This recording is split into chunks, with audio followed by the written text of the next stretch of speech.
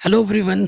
आप सभी का हमारे चैनल पे स्वागत है बच्चों। आज के इस वीडियो में मैं आपको क्लास 10th का एक मॉडल पेपर लेके आया हूँ जो बिल्कुल ऐसा पेपर आपको बोर्ड एग्जाम में मिलने वाला है। ठीक है। और ऐसे पेपर मैंने ऑलरेडी बहुत सारे करा रखे हैं जिसके लिंक्स मिलेंगे आपको डिस्क्रिप्शन में। मैंने ऑलरेडी पूरी गणित पढ़ा रखी है। मेरी बातों में विश्वास ना हो, डिस्क्रिप्शन एक बार जरूर चेक कर लेना, प्लेलिस्ट आप ज़रूर चेक कर लेना। ठीक है।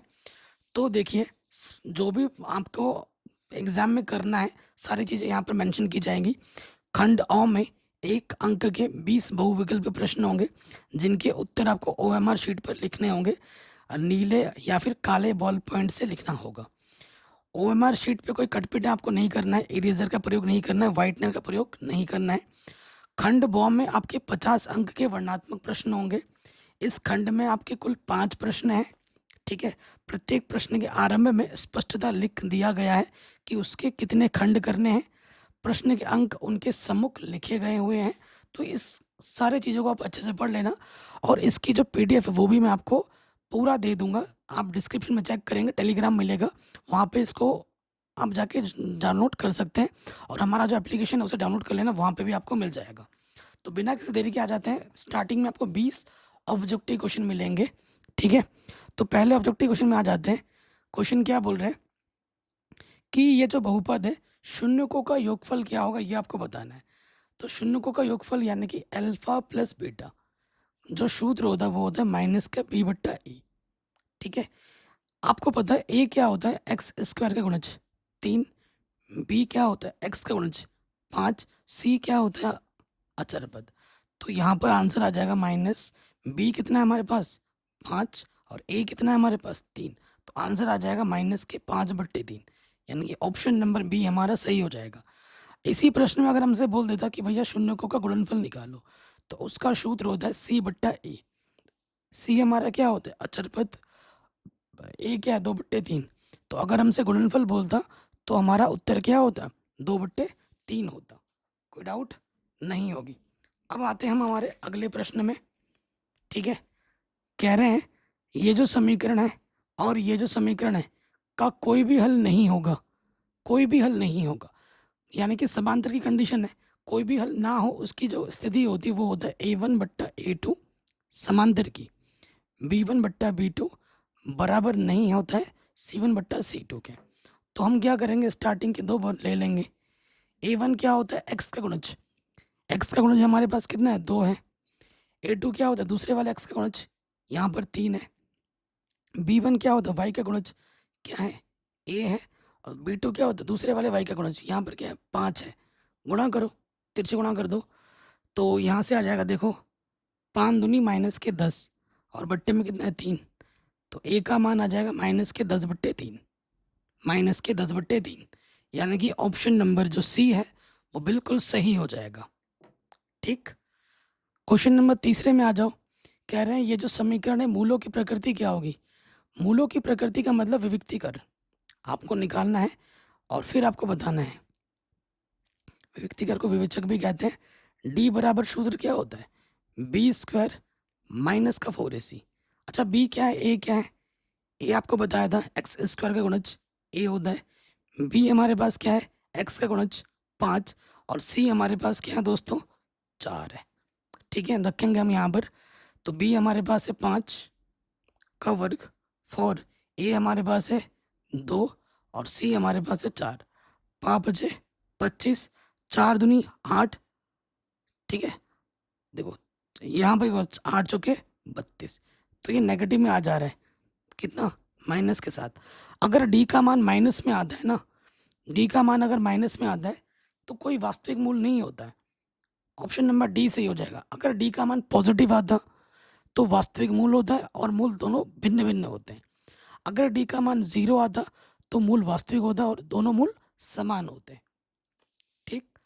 नेक्स्ट क्वेश्चन में हमसे पूछ रहा है कि ये जो समांतर श्रेणी है इसका अंतिम से 10वां पद क्या होगा। अंतिम से बोला है तो प्रथम पद हमारा 254 है। प्रथम पद कितना है, 254। अंतिम से सार्वंतन निकालना है, माइनस पहले लगा दो क्योंकि अंतिम बोला है। क्या होता है, A2 - A1। दूसरा पद क्या है, 9। और प्रथम पद क्या है, 4। क्या लगा देना, माइनस। तो 9 में से 4 घटाएंगे, कितना आ जाएगा, 5। नेगेटिव का 5। हमें क्या निकालना है? 10वां पद। 10वां पद का मतलब है a प्लस 9d। प्रथम पद है हमारे पास 254 और d का मान है माइनस के 5। तो 9 पंजे 45 घटा दोगे, ठीक है। तो कितना आ जाएगा? देखो 14 में से 5 घटाएंगे 9, ठीक है, 209 आ जाएगा। उत्तर कितना आएगा? 209। यानी कि ऑप्शन नंबर हमारा ये जो सी है वो भी बिल्कुल सही हो जाएगा। कहीं पे भी डाउट हो, दिक्कत हो, प्रश्न को दोबारा ज़रूर देखें। अगले प्रश्न पे आ जाओ। हमसे क्या बोल रहे हैं? चित्र में समरूप त्रिभुजों का एक युग्म है, इन्हें सांकेतिक रूप में व्यक्त करने का सही रूप क्या होगा? ठीक है, मैंने छठा चैप्टर जिस दिन पढ़ाया था, बोला था कि भाई इन पर सांकेतिक क्वेश्चन आ जाते हैं ऑब्जेक्टिव में। तो यहाँ देखो, पहले देखो, यहाँ 80 है और यहाँ 80 है, ठीक है, और 3 का डबल 6 है और 2.5 का डबल 5 है, ठीक है। तो ध्यान से अगर देखें, बी कोण किसके बराबर है? डी के बराबर। और यहाँ जो नियम लगेगा वो नियम लगेगा SAS। उसी नियम के अनुरूप ये क्या हो रहा है? समरूप हो रहा है। दो साइडों का अनुपात और एक एंगल आपस में बराबर है। तो साइड कौन सा? यहाँ से देखो BC अगर लेते हैं, BC हमारा 3 है, ठीक है, और इधर से BC 3 था और इधर से DF कितना है? 6 है। तो 3 एक कम 3, 3 दूनी 6। उसके बाद फिर देखो यहाँ पर क्या है? B पे खत्म हो, यहाँ से आ जा रहा है BA। BA कितना है हमारे पास? 2.5। और उसके बाद देखो यहाँ से क्या आ जाएगा? DE कितना है? 5। 2.5 एक कम 2.5, 2.5 दूनी 5। तो संगत भुजा का अनुपात बराबर है और एक एक कोण समान है, ठीक है। तो लिखने का तरीका क्या होगा? यहाँ से कोण वाला बीच में रहेगा। तो पहले देखो यहाँ पे आ जाओ, यहाँ लिखा है, ये बोल रहा है ABC। अच्छा, 2.5 वाला पहले लिया है ABC, B बीच में है, तो B के साथ क्या होना चाहिए? D होना चाहिए। क्या D यहाँ पर है? नहीं है, तो ये वाला गलत हो जाएगा। फिर आ जाओ, B के साथ क्या होना चाहिए? D बराबर होना चाहिए। क्या D है यहाँ पर? नहीं है, गलत हो जाएगा। फिर आ जाओ, B यहाँ है, D यहाँ है, चलो ये सही हो सकता है, देखते हैं। यहाँ बोला है ABC और फिर यहाँ से क्या हो जाएगा? 2.5 के साथ क्या है? देखो 2.5 के साथ 5 है, D है ना। यहाँ पे AB या B ये बोलो, बात एक ही है। DE बोलो या ED बोलो, बात एक ही है। तो यहाँ AB आया है, तो यहाँ क्या आना चाहिए? ED या DE आना चाहिए। है ED, EDF होना चाहिए।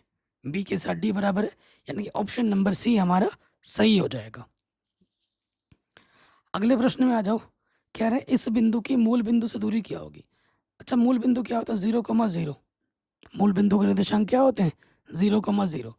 अगर कभी भी कोई बिंदु दे और अगर बोले कि भैया मूल बिंदु से दूरी निकालो, तो जो निर्देशांक दे रखा है ना, उसका कर दो वर्ग, करके जोड़ दो। उसका वर्ग करके क्या करो? जोड़ दो।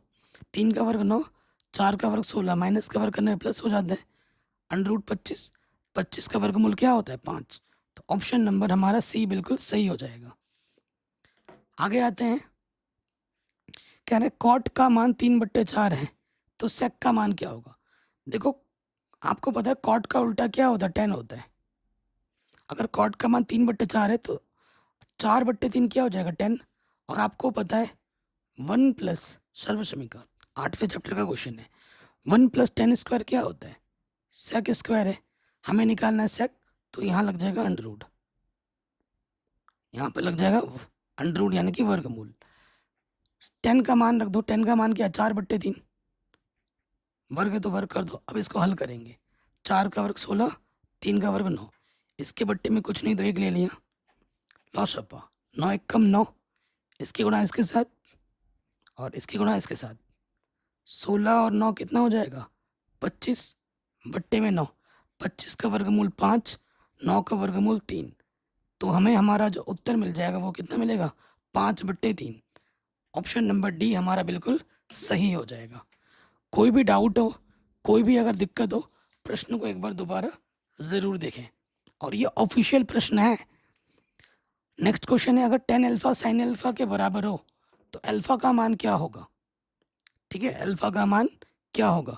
सो देखो, पहले क्या है? tan अल्फा, क्योंकि दोनों तरफ समान करना, tan को मैं लिख सकता हूँ साइन अल्फा बट्टे कॉस अल्फा, और यहाँ पर भी है साइन अल्फा।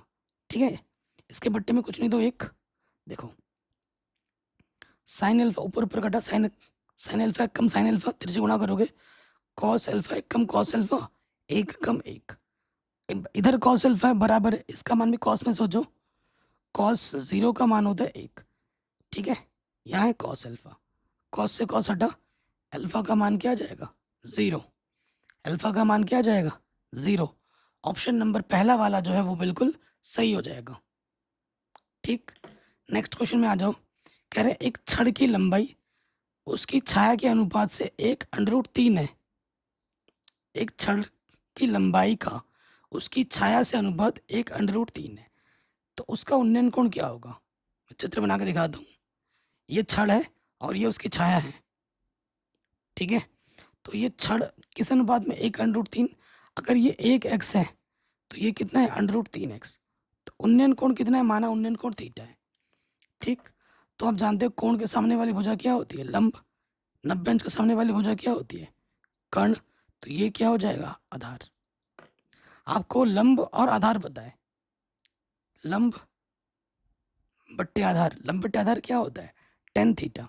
ट्रिक तो याद ही होगा ना आपको, लाला आम लाया कच्चा कच्चा आम, यहाँ से sine cos tan cosec sec cot, लंब बट्टे आधार क्या होता है tan थीटा। तो लंब मेरे पास क्या है x और आधार मेरे पास क्या है √3x। ठीक है, एक्स एक्स कटा, एक्स कम एक्स, इधर आ गया 1/√3, इधर है tan थीटा, बराबर होने पे दोनों तरफ समान करना होता है। 1/√3 का मान 10 के पदों में लिखो, tan 30 का मान होता है 1/√3, इधर भी है tan थीटा, 10 से 10 हटा, थीटा का मान कितना आ गया 30 डिग्री, तो सही उत्तर कितना होगा 30 डिग्री। ठीक, अगले क्वेश्चन पे आ जाओ।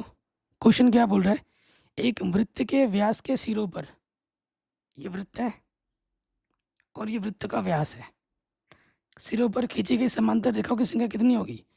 एक रेखा ऐसी गई और एक रेखा ऐसी गई, तो समांतर रेखाओं की संख्या कितनी होगी 2 होगी। ऑप्शन नंबर सी बिल्कुल सही हो जाएगा। ठीक, फिर हमसे क्या बोल रहा है 12 सेंटीमीटर त्रिज्या वाले, देखो मैं चित्र बना के भी दिखाता हूँ, 12 सेंटीमीटर त्रिज्या वाले 60 डिग्री के कोण, जो त्रिज्या हमें कोण हमें जो दे रखा है वो 60 डिग्री दे रखा है, त्रिज्या जो बोल रखा है वो बोल रखा है 12 सेंटीमीटर, यानी कि जो आर है 12 सेंटीमीटर है और जो कोण है वो 60 डिग्री है। हमें क्या निकालना है, त्रिज्यखंड का क्षेत्रफल निकालना है। त्रिज्यखंड का क्षेत्रफल का सूत्र क्या होता है थीटा बट्टे 360 गुणे पाई आर स्क्वायर। देखो ऑप्शन में पाई का मान नहीं रखा है, थीटा का मान है 60, बट्टे में 360 और त्रिज्या का मान है 12, स्क्वायर है यानी कि 12 गुणे 12, 6 छंग 36, 6 दूनी 12, 12 दूनी 24 पाई। आंसर क्या हो जाएगा 24 पाई सेंटीमीटर स्क्वायर, यानी कि ऑप्शन नंबर ये जो सी है वो बिल्कुल सही हो जाएगा। ठीक है, ऑप्शन नंबर ये जो सी है वो बिल्कुल सही हो जाएगा, कोई दिक्कत नहीं होगी। कह रहे हैं एक गोले का व्यास डी है तो उसका आयतन क्या होगा? ठीक है, उसका आयतन क्या होगा, व्यास डी दे रखा है, तो देखो आर बराबर क्या होता है, आर बराबर होता है डी बट्टे 2, आर बराबर क्या होता है डी बट्टे 2। तो देखो गोले का आयतन का जो सूत्र होता है वो होता है 4/3 पाई आर की घात 3। ठीक है, तो 4/3 आर की जगह पे क्या डी बट्टे 2, घात में कितना है 3 है, करो हल इसको, 4 पाई डी की घात 3 और 2 को 3 बार गुणा करो कितना जाएगा 2 दूनी 4 दूनी 8, 4 दूनी 8, तो पाई डी क्यूब 3 दूनी 6, पाई बट्टे 6 डी की पावर 3, ये आंसर आएगा। ऑप्शन नंबर डी हमारा बिल्कुल क्या होगा सही हो जाएगा।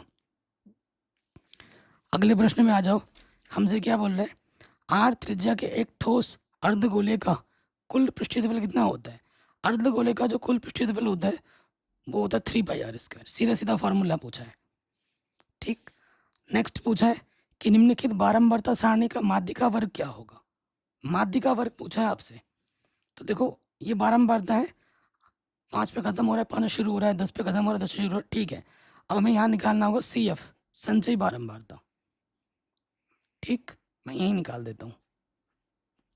संचयी बारंबारता में क्या होता है, पहला वाला वैसे का वैसे, 4 में 6 जोड़ोगे 10, 10 में 5 जोड़ोगे 15, 15 में 8 जोड़ोगे 23, 23 में 2 जोड़ोगे 25, और इन सबको जोड़ने पे कितना आ रहा होगा 25। फिर आपको क्या करना होता है माध्य का वर्ग निकालने के लिए, n/2 देखना होता है। 25/2, 25/2 यानी कि 12.5। अब आपको 12.5 से ज़्यादा ढूंढना है CF में। 12.5 से ज़्यादा कौन सा है, पहली बार जो आ रहा है 15 है, तो इसके सीध में जाओगे, ठीक है, इसके सीध में जाओगे 15, तो क्या है वो 10 से 15 है, 10 से 15, तो माध्य का वर्ग कितना हो जाएगा 10 से 15। चैप्टर नंबर 15 का क्वेश्चन है, सांख्यिकी का क्वेश्चन है, नई NCERT में तो 14 हो गया है, तो ये प्रश्न भी आपका आराम से बन गया। अगले प्रश्न में आ जाओ, किसी बारंबारता सारणी के माध्य का क्रमशः इतना और इतना है तो इसका बहुलक क्या होगा। हमेशा इस पर क्वेश्चन एग्जाम में आता ही है, तो आपको पता होगा एक संबंध होता है, बहुलक किसके बराबर होता है, 3 गुणा माध्यक माइनस के 2 माध्य, ठीक है ना, इसके बराबर होता है। प्रश्न में अगर हम आ जाते हैं तो माध्य दे रखा है और फिर माध्यिका दे रखी है, माध्यिका या माध्यक एक ही बात होता है, और माध्य कितना दे रखा है 27, 3 नम 27 हासिल लगा दो, 3 दूनी 6 और 2 8, 27 दूनी 54, 7 में से 4 घटाएंगे 3, 8 में से 5 घटाएंगे 3, तो आंसर आ जाएगा 33। ऑप्शन नंबर सी जो है बिल्कुल सही हो जाएगा। ठीक, अगले प्रश्न में आ जाओ, कह रहे निम्नलिखित सारणी में माध्य क्या होगा। ठीक है, इसका हमें क्या निकालना है, माध्य निकालना है, तो मैं आपको यही निकाल के दिखा देता हूँ क्योंकि जगह कम है ना। देखो सबसे पहले यहाँ पर वर्ग अंतराल है, फिर बारंबारता है, आपको x चाहिए होगा, फिर आपको fx निकालना होगा। माध्य निकालने के लिए जो हम सूत्र लगाएंगे वो डायरेक्ट मेथड लगाएंगे, प्रत्यक्ष विधि, जो कि होता है fx का योगफल बट्टे f का योगफल। ठीक है, वर्ग हमें दे रखा है 0 से 10, 10 से 20, 20 से 30, 30 से 40। कभी कभी ना ऐसे बड़े क्वेश्चन भी एक नंबर में आ जाते हैं। f दे रखा है 2, फिर 1, 4, 3। x कैसे निकालते हैं, वर्ग अंतराल को जोड़ो और आधा करो, 10 का आधा कितना आएगा 5, सब में 10 का अंतर है, जोड़ते जाओ, ये 15 होगा, फिर 25 होगा, फिर 35 होगा। गुणा करो f और x की, 5 दूनी 10, 15 एकम 15, 25 चौके 100, और इसको गुणा करोगे 5 तिया 15, हासिल लगा 1, 3 तिया 9 और 1 10। ठीक है, तो ये हो गया 205, 220 और ये 30। fx का योगफल कितना है 230 है, और f का योगफल कितना है 3 और ये 7, 10 है। तो ये मान रखो 230 को 10 से भाग दोगे तो आंसर कितना आ जाएगा 23। क्या ऑप्शन में 23 है, बिल्कुल है, ऑप्शन नंबर बी हमारा बिल्कुल सही हो जाएगा। कह रहे हैं एक अधिवर्ष में 53 सोमवार होने की प्रायिकता क्या होती है, 1/7 होती है। ठीक है, एक अधिवर्ष का मतलब होता है नॉर्मल वर्ष में ना, एक नॉर्मल वर्ष में 52 हफ्ते होते हैं, 52 हफ्ते। ठीक है, और हर हफ्ते में एक बार सोमवार आता है, तो जो 53वां दिन जो एक्स्ट्रा हो रहा है, एक दिन जो एक्स्ट्रा आ जा रहा है हफ्ते में, उसमें सोमवार, मंगलवार, बुध, गुरु, शुक्र, शनि, रवि, सोम, देखो 52 हफ्ते होते हैं, और जो 53वां दिन वो हो सकता है सोमवार हो, मंगलवार हो, बुध हो, गुरुवार हो, शुक्रवार हो, शनिवार हो, या फिर रविवार हो। तो रविवार संभव परिणाम कितने हैं 1, और कुल परिणाम कितने हैं 7। प्रायिकता क्या होता है, संभव परिणाम बट्टे कुल परिणाम, 1/7। इस प्रश्न को मैंने डिटेल में सोल्यूशन करके भी करा रखा है, तो आंसर आ जाएगा 1/7। जब आप प्रायिकता के 1 शॉट वीडियो मेरा देखोगे ना, उसमें मैंने इस क्वेश्चन को डिटेल में सॉल्व करा रखा है। अगले प्रश्न में आ जाओ, कह रहे हैं 2 मित्रों का जन्म 2020 में हुआ था, प्रायिकता ज्ञात कीजिए कि दोनों का जन्मदिन एक ही है। ठीक है, दोनों का जन्मदिन एक ही है, इसकी क्या प्रायिकता होगी? 2020। ठीक है, देखो अगर इसको हम 4 से काटेंगे तो ये पूरा पूरा कट जाएगा। 4 पंजे 20, 4 पंजे 20। ठीक है, कोई दिक्कत नहीं। दोनों का जन्म एक ही दिन हुआ था, तो एक ही दिन मतलब सोमवार, या मतलब कोई स्पेसिफिक डेट की बात कर रहा है तो वो डेट तो एक ही होगा। संभव परिणाम एक और कुल परिणाम ये आ जाएगा। ठीक है, और बच्चे अब कंफ्यूज होंगे कि 365 ले या 366 ले। यहाँ पे बच्चे कंफ्यूज हो जाते हैं, क्योंकि 4 से पूरा पूरा विभाजित हो जाता है। 4 से पूरा पूरा विभाजित हो जाता है। तो कोई भी साल जो 4 से पूरा पूरा कट जाता है ना, उसमें 366 दिन होते हैं। कितने दिन होते हैं? 366। तो दोनों एक ही दिन पैदा होते हैं, यानी एक ही डेट को, तो उसके संभव प्रायिकता, संभव परिणाम कितना होगा? एक। और कुल परिणाम कितना हो जाएगा? 366। क्योंकि प्रायिकता का जो सूत्र होता है वो क्या होता है? संभव परिणाम बट्टे कुल परिणाम। तो संभव परिणाम एक है, कुल परिणाम 366 है, तो हमें हमारा जो उत्तर मिलेगा वो ऑप्शन नंबर बी मिलेगा। ठीक है, नेक्स्ट क्वेश्चन में आ जाओ। कह रहे दो बिंदुओं के बीच की दूरी क्या होगी? ये x1 है, ये y1, ये x2 है, ये y2। अगर इस बिंदु को a बोलूं और इसको b, तो a और b के बीच की दूरी निकालनी है हमें। सूत्र क्या होता है? x1 माइनस x2 का वर्ग और y1 माइनस y2 का वर्ग, यही सूत्र होता है। x1 कितना है हमारे पास? 2। x2 कितना है हमारे पास? 4। हटा दिया और फिर वर्ग कर दिया। y1 कितना है हमारे पास? y1 है 3 और y2 कितना है? 1। 2 में से 4 घटाएंगे, माइनस का 2 आएगा, वर्ग करो। 3 में से घटाएंगे 2 आएगा, वर्ग करो। -2 का वर्ग, माइनस का वर्ग करने में प्लस आ जाता है। 2 का वर्ग 4, 2 का वर्ग 4, 4 और 4 कितना आ जाएगा? 8। 8 का वर्गमूल होता है 2√2। क्या 2√2 ऑप्शन में है? जी बिल्कुल है, ऑप्शन नंबर सी हमारा सही हो जाएगा। अगला क्वेश्चन आपसे पूछा है, निम्नलिखित में अपरिमेय संख्या कौन सी है? 25 का वर्गमूल होता है 5। 5 को मैं पी बट्टा क्यू के रूप में लिख सकता हूँ, ये ऑलरेडी पी बट्टा क्यू है, बट्टे में 0 ना हो। 9×81, ये भी पी बट्टे क्यू के रूप में। 5 एक परिमेय संख्या है, √2 एक अपरिमेय संख्या है। तो परिमेय में अपरिमेय जोड़ोगे तो क्या होता है? अपरिमेय। तो ऑप्शन नंबर डी हमारा सही हो जाएगा। तो ये तो हमारे स्टार्टिंग के 20 ऑब्जेक्टिव क्वेश्चन पूछेंगे हमसे, जो कि बन गए। फिर आएगा आपका वर्णनात्मक प्रश्न। ठीक है, और ये जो प्रश्न है वो सभी हिंदी मीडियम बोर्ड्स के लिए इंपॉर्टेंट है। सभी हिंदी मीडियम में ऐसे ही प्रश्न एग्जाम में आते हैं। ठीक है, फॉर्मेट चाहे कैसा भी हो, लेकिन क्वेश्चन इसी लेवल के ही आते हैं। अब 2-2 नंबर के प्रश्न हमें मिलेंगे। क्वेश्चन पहला वाला क्या बोल रहा है कि यदि दो संख्याओं का अंतर 26 है, ठीक है, दो संख्याओं का अंतर 26 है, एक संख्या दूसरी संख्या की 3 गुनी है, तो संख्याएं हमें ज्ञात करनी है। ठीक है, सो यहाँ पे हम आ जाते हैं एक का ए। माना प्रथम संख्या x तथा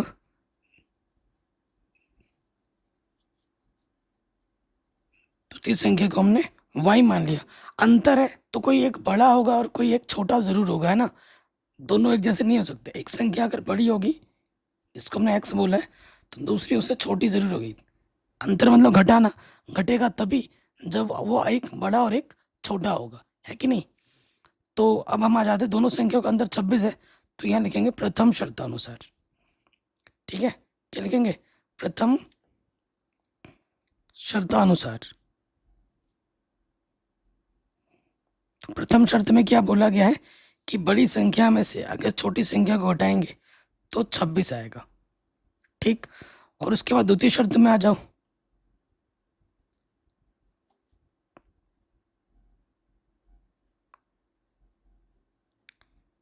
द्वितीय शर्त में क्या बोला है? एक संख्या दूसरी संख्या की 3 गुनी है। जो पहली संख्या है वो दूसरी संख्या की 3 गुनी है। अब हम क्या करेंगे? इस x के मान को उठाकर समीकरण 1 में रख देंगे। ये लिखोगे x का मान समीकरण 1 में रखने पर रख दो। यहाँ पर तो x की जगह पर रखेंगे 3y माइनस का y, और इधर है 26। 3y में से 1y घटाओगे तो 2y आ जाएगा। 2 गुणा में इधर के पट्टी में आ जाएगा, 2 एक कम 2, 2 दिया 6, तो यहाँ आ जाएगा 13। वाई का मान कितना आ जाएगा 13। अब वाई का मान उठाकर यहाँ रख दोगे, चूंकि एक्स बराबर आपका 3 वाई है, वाई का मान है 13, तो 13 दिया 39। तो जो बड़ी संख्या होगी वो 39 होगी, और जो छोटी संख्या होगी वो कितनी होगी, 13 होगी। ठीक है, ये क्वेश्चन हमारा आराम से बन गया। देखो ये जो क्वेश्चन है वो सिलेबस में नहीं था, ठीक है, लेकिन एग्जाम में आया था 2 नंबर में। और ये प्रश्नावली पुरानी एनसीईआरटी में 8.3 का है, और बच्चे पढ़ के नहीं गए थे। मैंने इतना बोला भाई पढ़ लो पढ़ लो, एग्जाम में आ सकता है, बच्चे नहीं पढ़े, आ गया छोड़ के चले आए। तो आपसे मैं रिक्वेस्ट करूंगा, एक अलग से एक वीडियो में बना दूंगा, और उस वीडियो में जो जो प्रश्नावली मैं बोलूँगा कि ये पढ़ लो, उनको बस पढ़ लेना, बाकी पढ़ो या ना पढ़ो, जो सिलेबस में है या ना है। तो देखो कॉट 2a इसके बराबर दे रखा है हमें, बोल रखा है 2a न्यून कोण है, इसका मान बताओ। तो देखो यहाँ लिखेंगे दिया है।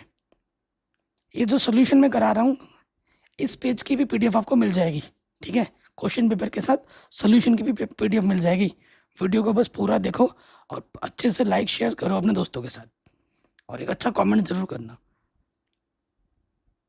ठीक है। ये है हमारे पास। तो मैंने अभी बोला जब भी बराबर होता है दोनों तरफ ट्रिग्नोमेट्रिक फंक्शन समान बनाने पड़ते हैं। ये कॉट है, इधर टेन है, दोनों तरफ सेम बनाओ। तो आप जानते हो एक फॉर्मूला कि कॉट थीटा को हम लिख सकते हैं 10 90 माइनस थीटा। 10 थीटा की जगह पे क्या है, यहाँ पर 2 है, तो 90 माइनस का 2a हो जाएगा। ठीक, इधर भी 10 है, इधर भी 10 है, 10 से 10 हट गया, यहाँ पे क्या आ जाएगा, 10 से 10 हट गया ना। अरे यार फिर से मैंने लिख दिया, सॉरी बच्चों। इस 10 से ये 10 हट जाएगा, तो बचेगा क्या, 90 माइनस का 2a, a माइनस के 22। कोई दिक्कत, कोई परेशानी नहीं होगी। संख्या को एक तरफ लिखेंगे, माइनस का 22 इधर के प्लस का 22 हो जाएगा, और ये माइनस का 2 इधर के क्या हो जाएगा, प्लस का 2 है, ये हो जाएगा 112, और ये हो जाएगा 3 है। 3 गुणे में इधर के क्या हो जाएगा, बट्टे में। सही जोड़ा ना हमने, 22 ही है ना, ठीक है, 2a है, तो 112 हो जाएगा। 3 से काटोगे, कटेगा नहीं ना, सही है। 22 90 माइनस का 22 इधर के प्लस का 22 हो जाएगा, 2 और 9 2 11, ठीक तो है, नहीं कटेगा ना, 3 3 9 1 बचेगा, तो ये आ जाएगा a का मान, यहीं पे छोड़ दे, इतना डिग्री आंसर, ठीक है, इतना हमें हमारा आंसर मिल जाएगा। अब आ जाओ अगले क्वेश्चन में। हर साल एग्जाम में आता है √2 एक अपरिमेय संख्या, √3 एक अपरिमेय संख्या है, ऐसा क्वेश्चन निकालने के लिए आता ही आता है। सी नंबर पे आ जाओ। उल्टा मान लेते हैं, माना √2 एक परिमेय संख्या है, ठीक है। हर एक परिमेय संख्या जो होती है उसको हम p/q के रूप में लिख सकते हैं, जहां पर बट्टे में q का मान 0 नहीं होता, साथ ही साथ p और q क्या होते हैं, पूर्णांक होते हैं। और अगर हम HCF निकालें p और q का, तो क्या आना चाहिए, 1 आना चाहिए, ठीक है। हमें अपरिमेय सिद्ध करना है, हमने परिमेय माना है, तो किसी एक प्रॉपर्टी को ये मना करेगा, यही हमें दिखाना है। इसके बट्टे में कुछ नहीं तो एक ले सकते हैं, तिरछे गुणा करोगे p एक कम p, और इसकी गुणा हो जाएगी √2 q। फिर हमें क्या करना है, वर्ग करना होता है। ये एक प्रमेय है, इनके जो स्टेप्स होते हैं, चरण होते हैं, वो फिक्स होते हैं, यही करना ही करना है। वर्ग करने पर, वर्ग करोगे p का वर्ग करोगे p², √2 का वर्ग करोगे √ हट जाता है वर्ग करने पर, और q का वर्ग क्या हो जाएगा, q², ठीक है। यहाँ गुणज कितना है, 2 है, तो आप लिखोगे चूंकि p² 2 से विभाजित है, p² 2 से विभाजित है, इसलिए p भी 2 से विभाजित होगा। ठीक है, अगर कोई पी स्क्वायर 2 से कट रहा है ना, अगर 4 2 से कट रहा है तो 4 का वर्गमूल 2 भी तो 2 से कटेगा। वही चीज़ हमने यहाँ लिखी है। फिर आपको यहाँ आना है पुनः माना, पी था यहाँ पर, पी मान लो, यहाँ 2 है, यहाँ 2 मान लो आर, ये मानना ही मानना होता है। ठीक है, फिर क्या करना है, फिर से वर्क करना है। वर्क करने पर वर्क करोगे तो पी का वर्ग हो जाएगा पी स्क्वायर, 2 का वर्ग 4, आर का वर्ग आर स्क्वायर। फिर यहाँ पर पी स्क्वायर का मान रखोगे, पी स्क्वायर का मान रखने पर, पी स्क्वायर का मान क्या है 2 क्यू स्क्वायर, पी स्क्वायर का मान रखने पर, तो पी स्क्वायर का मान है 2 क्यू स्क्वायर, 2 गुणे में इधर के बट्टे में आ जाएगा 2 दूनी 4, तो क्यू स्क्वायर का मान क्या हो जाएगा 2 आर स्क्वायर। गुणज क्या है यहाँ पर 2 है, तो आप क्या लिखोगे, चूंकि क्यू स्क्वायर 2 से विभाजित है, इसलिए क्यू भी 2 से विभाजित होगा। ठीक है, ये आप लिख दोगे। उसके बाद आप लिखोगे, देखोगे आपने नोटिस किया, चूंकि पी भी आपका 2 से कट रहा है और क्यू भी आपका किससे कट रहा है 2 से कट रहा है, तो एचसीएफ कितना हो जाएगा 2 हो जाएगा। वही लिखना है, चूंकि पी व क्यू दोनों 2 से विभाजित हैं, दोनों 2 से विभाजित हैं, इसलिए जो एचसीएफ होगा पी और क्यू का वो 2 होगा, जो कि 1 के बराबर तो बिल्कुल भी नहीं है। अगर ये परिमेय संख्या होता तो एचसीएफ क्या देना चाहिए 1, क्योंकि एचसीएफ कितना आता है परिमेय संख्याओं का, पी और क्यू का 1 आता है, तो यहाँ पे तो 2 आ रहा है, जो कि हमारे अवधारणा के विपरीत है। अगर ये परिमेय होता √2 तो ये एचसीएफ 1 देता, जो कि हमारे अवधारणा के विपरीत है।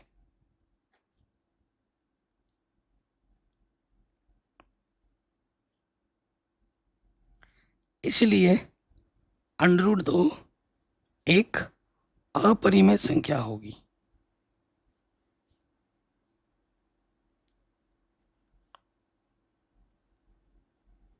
ठीक, ये हमें हमारा उत्तर, हमें हमारा आंसर बड़े आराम से मिल जाएगा। यही हमें सिद्ध करना था। कोई भी डाउट हो, दिक्कत हो, प्रश्न को एक बार दोबारा ज़रूर देखें। अगले प्रश्न में आ जाए, डी नंबर में हमें माध्यिका निकालनी है।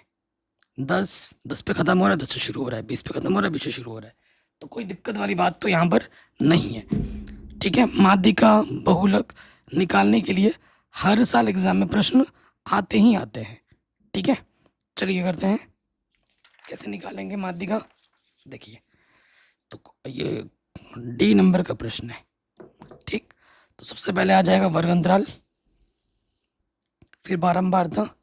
माध्यिका निकालने के लिए हमें संचयी बारंबारता चाहिए होती है,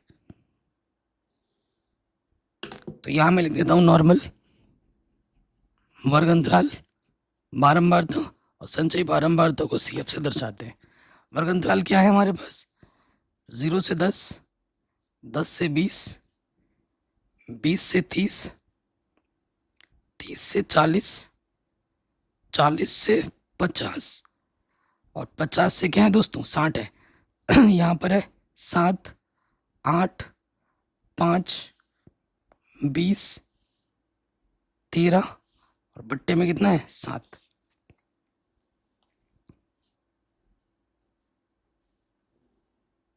ठीक, यहाँ हम क्या लिखते हैं कुल। अब देखो f का कुल योगफल 7, 7 में हम जोड़ेंगे 8, कितना हो गया 15, 15 और 5 20। ठीक है, 7 में 8 जोड़ा 15, 15 और 5 20, 20 और 20 40, 40 और 20 60, तो ये हो गया 60। f के कुल योगफल को n से दर्शाते हैं जब हम माध्यिका निकालेंगे। ठीक है, संचयी बारंबारता क्या होता है, पहला वाला वैसे के वैसे। अब 7 में 8 जोड़ोगे तो कितना आ जाएगा 15, 15 में 5 जोड़ोगे 20, 20 में 20 जोड़ोगे 40, 40 में 13 जोड़ोगे 53, 53 में 7 जोड़ोगे तो 60 आ जाएगा। जो यहाँ होता है ना वही मान यहाँ पे आना चाहिए। अगर आ रहा है तो आपने सही जोड़ा है, नहीं तो आपने कहीं पर गड़बड़ कर दी है। ठीक है, अब हम आ जाएंगे माध्यिका निकालने वाले सूत्र पर। देखो, माध्यिका का जो सूत्र होता है वो होता है L plus N/2 minus CF गुणा H बट्टे में F। ये हमारा सूत्र होता है माध्यिका निकालने का। ठीक, उसके लिए हमें क्या चेक करना होता है? सबसे पहले N/2, N क्या है 60 बट्टे में 2, कितना आ जाएगा 30। अब 30 से ज़्यादा ढूंढना होता है CF में, जो सबसे पहली बार ज़्यादा आ रहा है 40, 40 का सीध में जाओ 20, इसका सीध में जाओ ये। ठीक, इसीलिए जो हमारा माध्यिका वर्ग है 30 से ज़्यादा जो आया ना CF में ढूंढना, पहली बार जो ज़्यादा तो 53 भी है 60 भी है, जो पहली बार मिले उसे हम वरीयता देंगे। माध्यिका वर्ग, माध्यिका वर्ग कितना हो जाएगा 30 से 40। और माध्यिका वर्ग की जो निम्न सीमा है वो कितनी है 30 है। और कितने कितने का अंतर है 30 और 40 के बीच में 10 का अंतर है। ठीक है, तो F के सीध में तो F हमारा कितना हो जाएगा 20 हो जाएगा। और CF क्या होता है? जस्ट जिस चिन्ह में आपने ढूंढा था ना उसके जस्ट ऊपर वाला CF भी हमारा कितना आ गया 20 आ गया।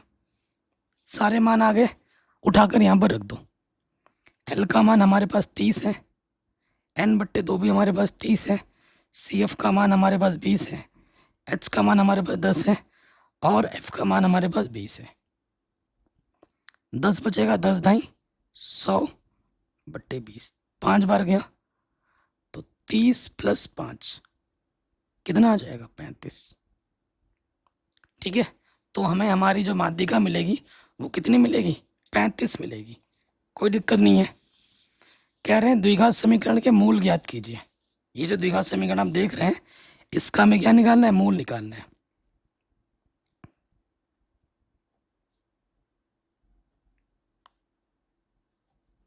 ठीक, क्या है 4x² प्लस 9x प्लस 5 बराबर 0। किसी विधि का उल्लेख नहीं किया है तो आपकी मर्जी है, आप कोई सी भी विधि यहाँ पर लगा सकते हो। तो देखो 4 पंजे 20 और जोड़ने पे 9 आए, 4 और 5 इसकी गुणा इसके साथ करेंगे। ऐसी दो संख्या लो जिनको गुणा करने पे 4 पंजे 20 आए और जोड़े तो 9, 4 और 5 9, तो गुणनखंड विधि से ही बात बन जा रही है। तो 4x और 5x, यहाँ से एक जोड़ा यहाँ से एक जोड़ा तो 4 का भागा दोनों में जाएगा, कम से कम x का भागा दोनों में जाएगा। 4 बाहर आ गया, x² से 1x बाहर, 1x बचेगा, चिन्ह प्लस 4x 1 कम 4x, चिन्ह ये है, दोनों में 5 उभयनिष्ठ। ठीक है ना, 5 बाहर आया 1 बचा, 5 कम 5, ये चीज़ और ये चीज़ दोनों में समान है, यानी कि आपने गुणनखंड सही किया है। जो 2 बार है उसे आप 1 बार लिखोगे और जो उभयनिष्ठ है उसको चिन्ह के साथ दूसरे वाले ब्रैकेट में लिख दोगे। एक बार इसको 0 मानना है, एक बार इसको 0 मानना है। यदि x प्लस 1 बराबर 0 तो प्लस का 1 इधर के क्या हो जाएगा माइनस का 1, तो उत्तर हो जाएगा -1। फिर इसको 0 मानो। यदि 4x प्लस 5 बराबर 0 तो प्लस का 5 इधर के माइनस का 5 और ये 4 जो गुणे में इधर के क्या आ जाएगा बट्टे में। तो दोनों मूल हमें आराम से मिल गए, तो ये क्वेश्चन भी हमारा आराम से बन गया। नेक्स्ट क्वेश्चन हमसे क्या बोल रहा है? 1 सेंटीमीटर व्यास 8 सेंटीमीटर लंबी तांबे की छड़ का आयतन क्या होगा? तांबे की छड़ बोला है, तो ध्यान से देखिए दोस्त, ये क्वेश्चन हमारा F नंबर का है। तांबे की छड़, व्यास दे रखा है और लंबाई है, यानी कि ये बेलन है, ये तांबे की छड़ है जो कि बेलनाकार है। कैसी होगी? बेलनाकार। दिया क्या है? हमें दे रखा है व्यास 1 सेंटीमीटर, तो त्रिज्या क्या हो जाएगी? व्यास की आधी 1/2 सेंटीमीटर 8 सेंटीमीटर लंबाई, लंबाई का मतलब यहाँ ऊंचाई से हो जाएगा। ठीक है, ऊंचाई h बराबर क्या दे रखा है? 8 सेंटीमीटर दे रखा है, आयतन निकालना है। ठीक है, आयतन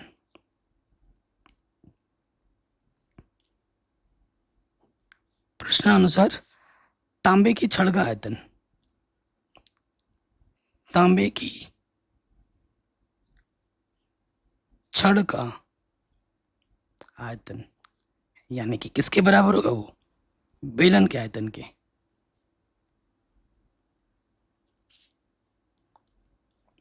बेलन का आयतन का सूत्र क्या होता है? पाई आर स्क्वायर एच। ठीक, पाई आर स्क्वायर एच। तो पाई का मान कुछ बोला है प्रश्न में? नहीं बोला है, तो 22/7 रखते हैं।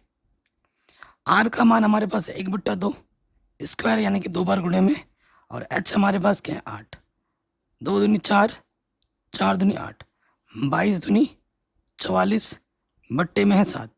आयतन है तो सेंटीमीटर की घात 3 लग जाएगा आंसर। ठीक है जी, कहीं पे भी कोई डाउट हो या दिक्कत हो आप प्रश्न को दोबारा जरूर देखें। अब आ जाओ अगले प्रश्न में। ठीक है, दूसरा नंबर का ए कह रहे हैं एपी के पहले एम पदों का योगफल एन है और एन पदों का योगफल एम है। एम प्लस एन पदों का योगफल क्या होगा? ये क्वेश्चन आपके सिलेबस का है, लेकिन ये क्वेश्चन कक्षा 11 में भी है। कक्षा 11 के चैप्टर नंबर 9 में ये प्रश्न है। ठीक है, तो हालांकि वो एनसीईआरटी लेवल का ही है, 10वें लेवल का ही है, तो ये मत कह सको, ये मत हम नहीं कह सकते कि ये हमारे सिलेबस में नहीं है। आपके सिलेबस का ही और आपके लेवल का ही क्वेश्चन है। अब हम आ जाते हैं 2 के ए में। ठीक है, सो देखो दिया क्या है, हमें दे रखा है एम पदों का योग, एम पदों का योगफल क्या है? एन है, और उसके बाद क्या है? एन पदों का योग, एन पदों का योगफल क्या है? एम है। ठीक है, तो हमसे बोला है कि एम प्लस एन पदों का योगफल क्या होगा, ये हमें बताओ। ठीक है, ये हमें बताना है। तो हम क्या बोलते हैं कि क्वेश्चन 4 नंबर में, छोटा मोटा क्वेश्चन तो है नहीं, थोड़ा हल तो करने पड़ेगा, तो यहाँ लिखेंगे माना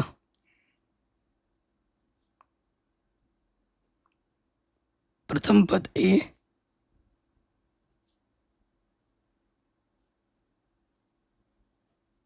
तथा सार्वंतर डी है। ठीक है, ये हमने मान लिया। अच्छा, क्वेश्चन में क्या दे रखा है? एम पदों का योगफल एन है। ठीक है, तो एम पदों का वो योगफल एन में, तो सूत्र आप जानते ही हैं, एन तो n/2 होता है ना, तो यहाँ हो जाएगा m/2 2a plus n-1, n की जगह m है, गुणा d, और इधर क्या है? n। और अगला जो हमें दे रखा है प्रश्न में, वो हमें बोल रखा है कि n पदों का योगफल m है। ठीक,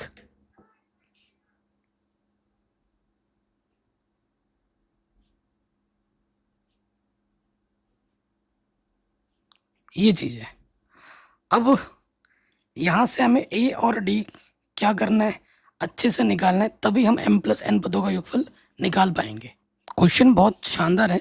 देखो, यहाँ से हमें a और d के मान जब तक नहीं मिलेंगे ना, तब तक हम आंसर नहीं निकाल सकते।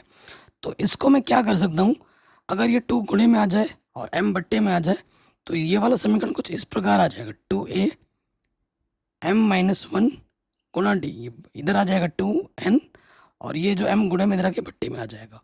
सेम चीज़ यहाँ पे भी हो जाएगी, 2a प्लस n-1 गुणा d, और ये बट्टे का इधर आके गुणे में आ जाएगा 2m, और ये गुणे के इधर आके बट्टे में आ जाएगा। इसको आप सेकंड मानो और इसको आप फर्स्ट मानो, कोई दिक्कत, कोई परेशानी नहीं होगी। n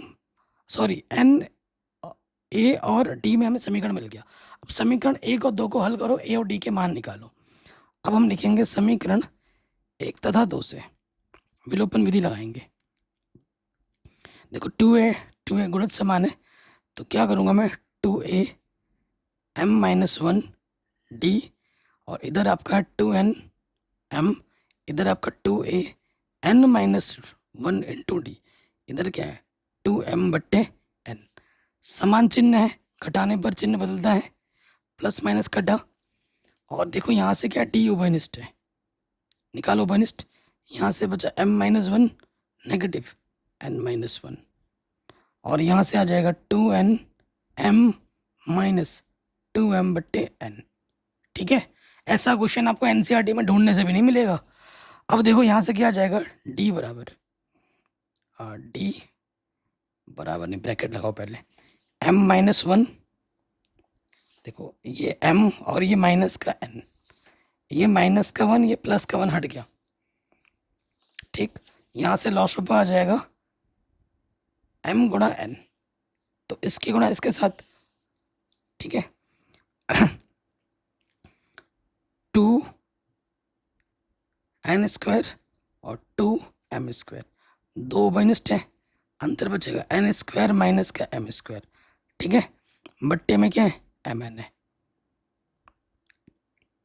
ओके, तो अगर मैं इसको ऐसे लिख दूं, n minus m n plus m बट्टे में mn, और यहाँ पर है d m माइनस n, इससे इसको काट दो तो यहाँ नेगेटिव लग जाएगा, बस चिन्ह का फर्क है ना, सब कुछ वही है, बस चिन्ह का फर्क है। तो d हमें मिल जाएगा माइनस के 2n प्लस m बट्टे में mn, ये हमें d मिल गया। ठीक है जी, ये हमें d मिल गया, और d का मान उठाकर तुम यहाँ रख दो, हल करो, a का मान निकाल लो। चूंकि 2a प्लस में क्या है m माइनस 1, d इधर है 2n बट्टे में m। ठीक, हमें a का मान निकालना है, हम क्या करेंगे, 2a 2n बट्टे में m, ये प्लस का इधर के क्या हो जाएगा माइनस का। अब मान रखो 2n बट्टे में m माइनस 1, d का मान, ये नेगेटिव नेगेटिव हो जाएगा, ये पॉजिटिव 2n प्लस m बट्टे में mn। देखो ऊपर से दो उभयनिष्ठ आ जाएगा टोटल, यहाँ से बचेगा n बट्टा m, और यहाँ पर m minus 1 n plus m बट्टे में है mn, और इधर आपका 2 है, 2 से 2 कटा, कैलकुलेशन तो आती होगी बेसिक।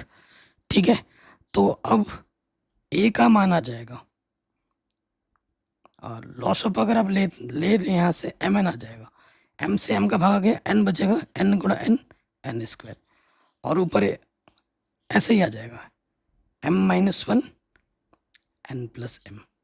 अब हमें क्या करना है, आगे हल करना है।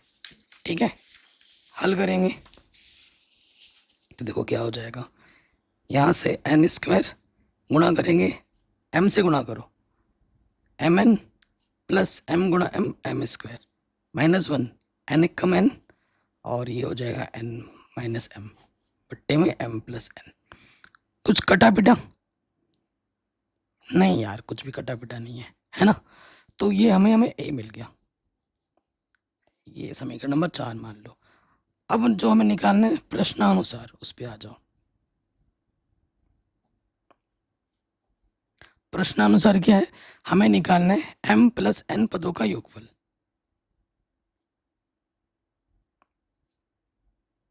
m प्लस n पदों का योगफल, यही निकालना है।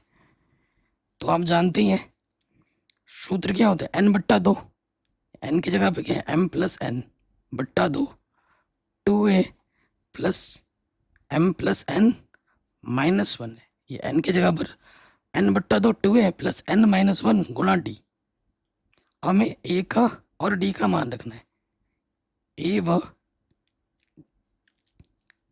d का मान रखने पर। ठीक है, तो a का मान क्या है दोस्त, वो हम रख देंगे। तो ये ज़्यादा हल करने मत जाना, बस मान रख देना, कुछ जो कट रहा है काटो, नहीं तो रख दो। a का मान हम रख देंगे, a का मान है n स्क्वायर, क्योंकि सिद्ध विद्ध थोड़ी ना करना है, बट्टे में mn, यहाँ हो गया, और फिर यहाँ पर है m प्लस n माइनस 1, और d का मान क्या हमारे पास माइनस, तो प्लस गुणा माइनस माइनस हो जाएगा, है ना, और यहाँ पर 2 m प्लस n बट्टे में mn। ठीक है, यहीं पे छोड़ दो आंसर, पूरे नंबर मिलेंगे, यहीं पे छोड़ दो, कोई दिक्कत नहीं है।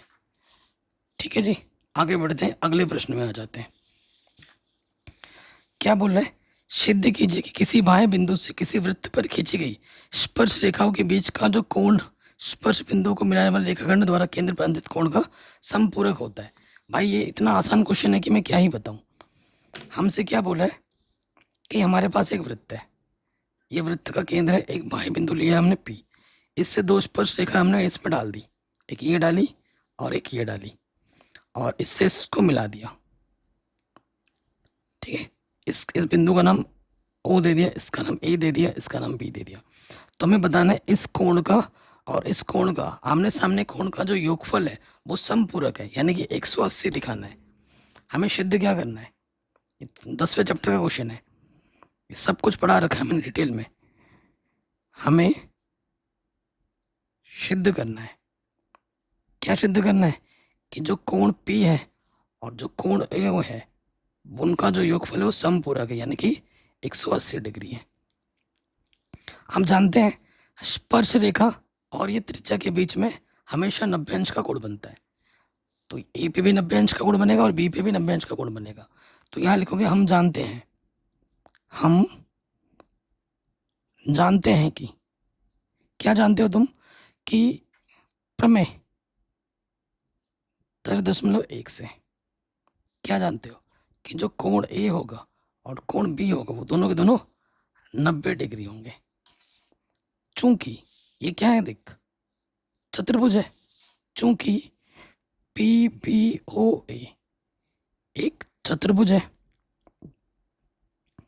ये क्या है, चतुर्भुज है, और चतुर्भुज के चारों कोणों का मान कोण P प्लस कोण B प्लस कोण O प्लस कोण A कितना होता है, 360 होता है। P हमें मालूम नहीं, B का मान 90 है, ठीक है, O का मान हमें मालूम नहीं, A का मान कितना है, 90 है।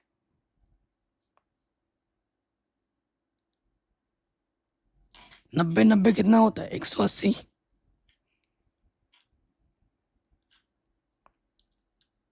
प्लस का 180 उधर जाके क्या हो जाएगा, माइनस का 180, और 360 में से 180 घटाओगे तो कितना बचेगा, 180। यही हमें सिद्ध करना था। इतना आसान प्रश्न था, आराम से बन गया। कोई डाउट या कोई दिक्कत हो, प्रश्न को आप दोबारा देखिए। अगले प्रश्न में आ जाते हैं, हर साल एग्जाम में आ जाते हैं। क्या पूछ रहे हैं हमसे, हमसे पूछा है कि बिंदु -4,6 ए और बी को जोड़ने वाला जो रेखाखंड है किस अनुपात में विभाजित करता है। बहुत ही आसान क्वेश्चन है। ये हमारा ए है, ये हमारा बी है। ए हमारे पास है -6,10 और बी हमारे पास है 3,-8।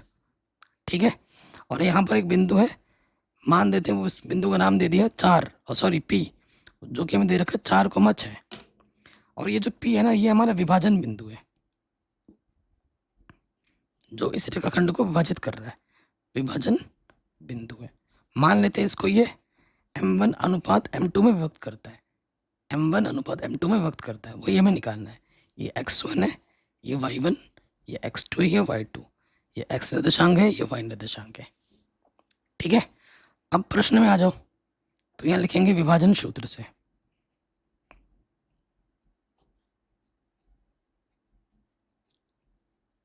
क्या होता है दोस्त विभाजन सूत्र, x बराबर क्या होता है, x बराबर होता है M1 x2 M2 x1 M1 plus M2।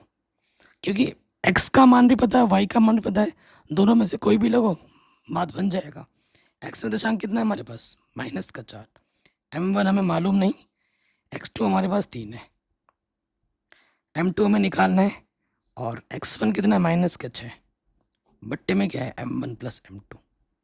अनुपात ही हमें निकालना है, इसके बट्टे में कुछ नहीं, तो एक तिरछी गुणा कर देंगे, तो ये हो जाएगा -4 M1 -4 M2, 3 M1 और प्लस गुणा माइनस, किसी भी संख्या को 1 से गुणा करते हैं वही रहता है 6 M2। M1 को एक तरफ लेके आओ, अरे क्या कर दिया, ये 3 M1 है ना, माइनस का 3 प्लस का 3 M1 इधर के माइनस का 3 M1, और माइनस का 4 M2 इधर के जाके प्लस के 4 M2, इधर आ गया माइनस के 7 M1, और यहाँ बचा माइनस के 2 M2, माइनस से माइनस कटा, ये M2 गुणे में इधर के क्या हो गया, बट्टे में, ये 7 गुणे में इधर के क्या हो गया, बट्टे में। बट्टे का मतलब ही क्या होता है, अनुपात। और यही अनुपात हमें क्या करना था, निकालना था। 2:7 में क्या करेगा, विभक्त करेगा। ये हमें हमारा उत्तर बड़े आसानी के साथ मिल गया। ठीक, नेक्स्ट क्वेश्चन में आपसे क्या बोल रहा है, निम्नलिखित बारंबारता सारणी से बहुलक ज्ञात कीजिए। ठीक है, इससे हमें क्या निकालना है, बहुलक निकालना है। सो देखिए, बहुलक में क्या होता है, और 20 पे खत्म हो रहा है, 20 से शुरू हो रहा है, 40 पे खत्म हो रहा है, 40 से शुरू हो रहा है, तो वर्ग अंतराल सही है। बारंबारता, अब हमें देखना है सबसे बड़ी बारंबारता। सबसे बड़ी बारंबारता क्या है, 12। तो ये F1 है, F1 के बाद होता है F2 और उससे पहले होता है F0। और F1 के ऊपर वाले वर्ग को हम क्या कहते हैं, बहुलक वर्ग।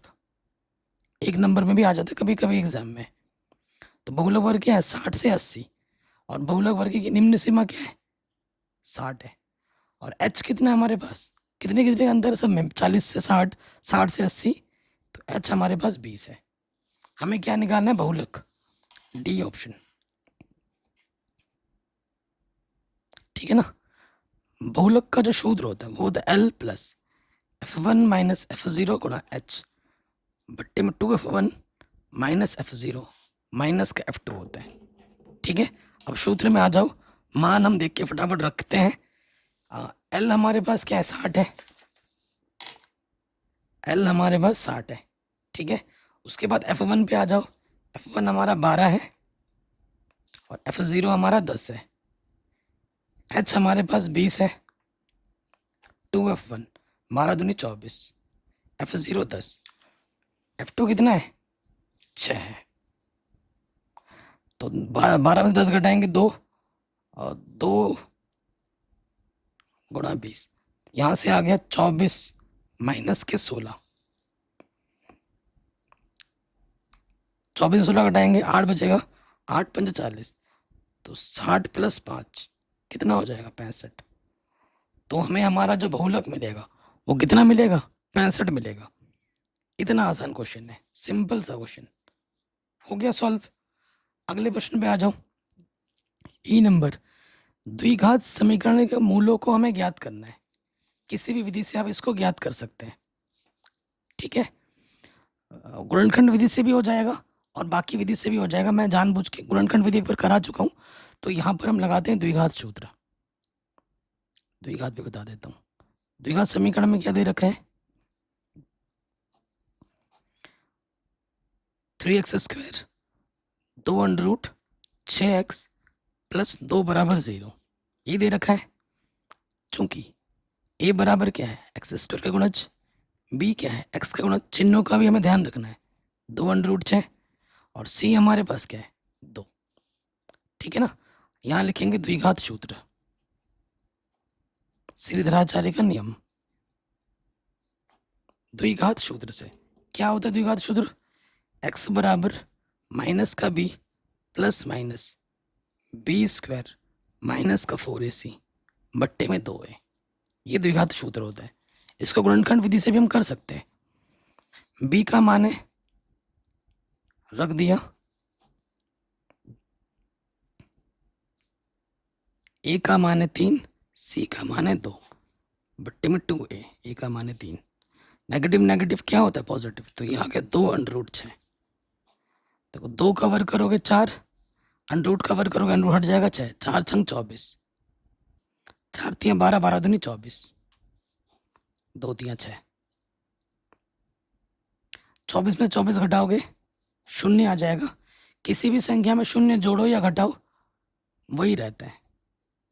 ठीक है, 2 तियाँ 6, तो जो x का मान है √6/3 आएगा। कितनी बार, 2 बार, क्योंकि यहाँ प्लस का 0 लोगे तो भी यही आना है, माइनस का 0 लोगे तो भी यही आना है। ठीक है, जब भी 0 आए तो जो हल करने पे आंसर आता है ना उसको ट्वाइस लिख देते हैं, यानी कि x का मान वो 2 बार आया है। इतना आसान था, हो गया आराम से। चलिए अगले प्रश्न पे आ जाओ। कह रहे हैं इसका और इसका लौशा ज्ञात कीजिए और मौशा ज्ञात कीजिए। ठीक है, लौशा और मौशा ज्ञात करना है, तो करते हैं इसको भाई।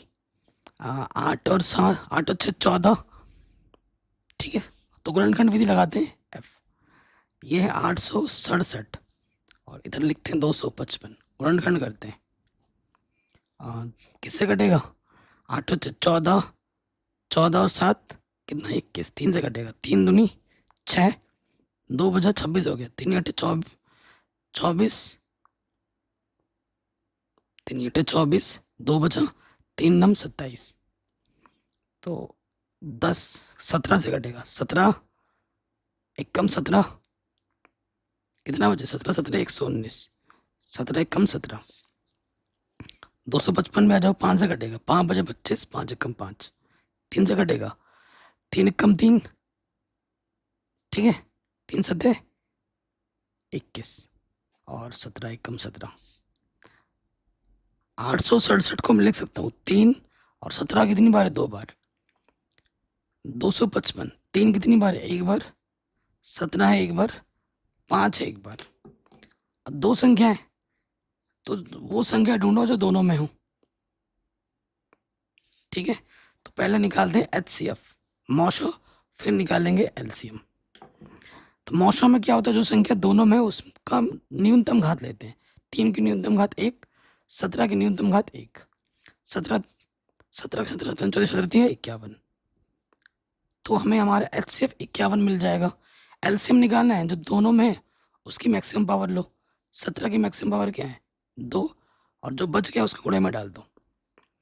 5 तिया 15, 17 गुणा 17 होता है 289, ठीक है। 289 को गुणा कर दो 15 के साथ, तो हमें हमारा LCM मिल जाएगा 4335। कहीं पे भी डाउट हो, कहीं पे भी दिक्कत हो, प्रश्न को दोबारा आप ज़रूर देखें। तो ये क्वेश्चन भी हमारा आराम से बन गया। हम सारे क्वेश्चन करा रहे हैं, अथवा फतवा में जो भी है सब कर रहे हैं हम। इसमें आ जाओ, 6 नंबर में पूछा गया प्रश्न है, बहुत ही आसान सा क्वेश्चन है, आपके दिमाग को टेस्ट कर रहा है बस कि आपने कितने अच्छे से पढ़ाई की, आपको पता लग जाएगा। कह रहे चित्र में AO बट्टा OC, AO बट्टा OC और BO बट्टा OD संगत भुजा का अनुपात 1/2 दे रखा है, और AB हमें 5 दे रखा है, तो हमें CD पूछा है कितना होगा। इतना आसान क्वेश्चन है ना दोस्त, क्या ही बताऊं। 6 नंबर में पूछा गया, ये 2 नंबर में आना चाहिए। मैं चित्र एक बार बना देता हूँ, बाकी मैंने सब कुछ पढ़ा रखा है, आपको लिंक्स मिल जाएंगे डिस्क्रिप्शन पे, डिस्क्रिप्शन जरूर चेक करें।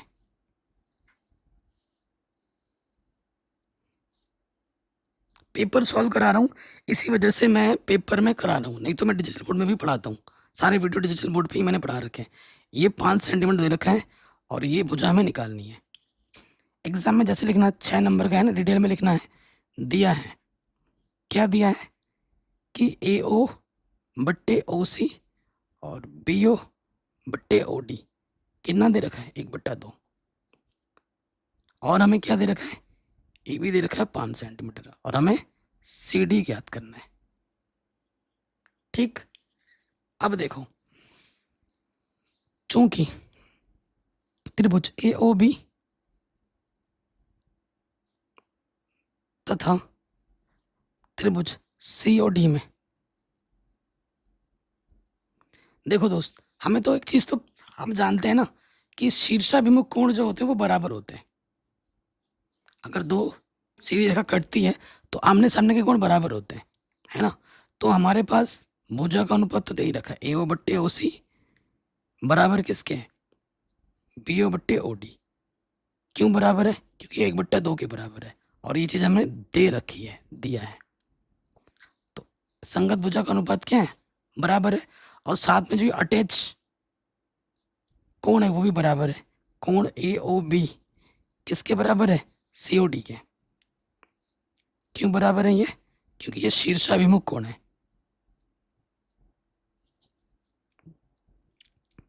शीर्षाभिमुख कोण बराबर होते हैं, अर्थात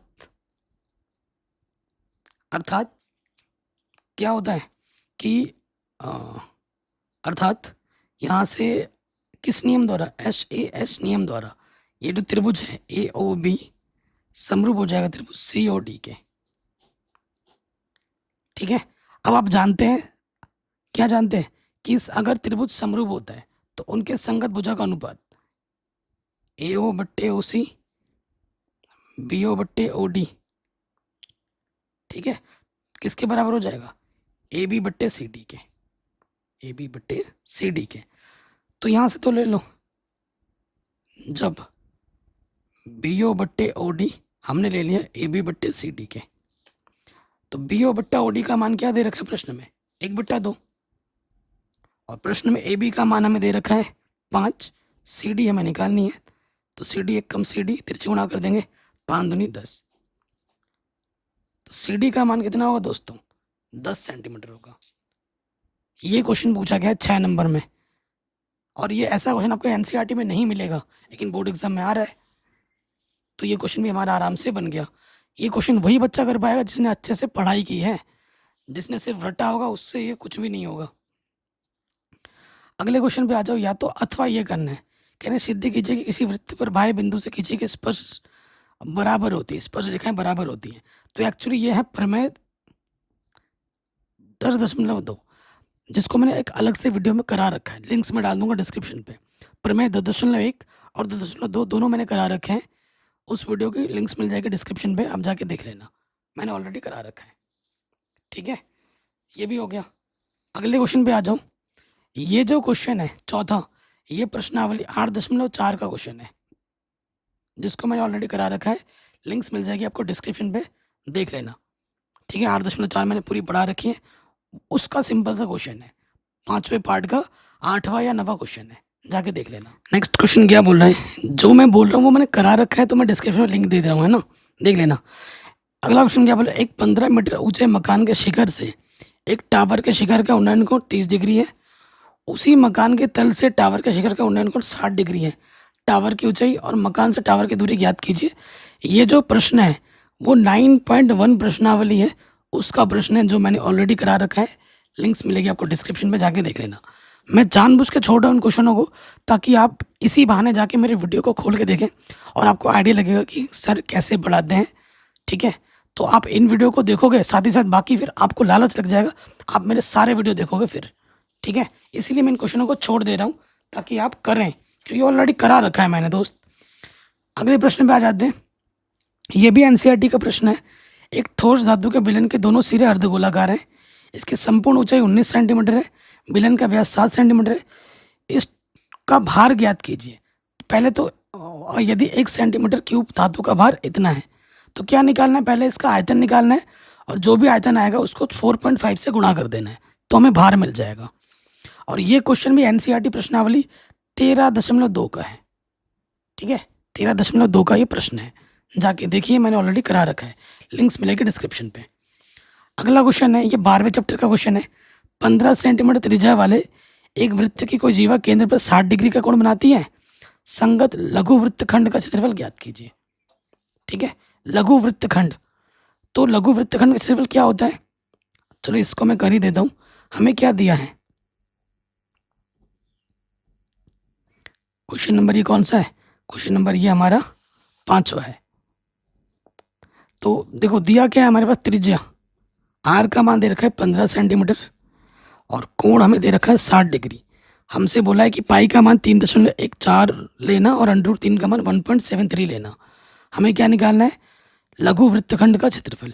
सूत्र याद हो बस, लघु वृत्तखंड का क्षेत्रफल क्या होता है, वृत्तखंड, इसका सूत्र होता है थीटा बट्टे 360 गुणे pi R square 1/2 R square sine theta.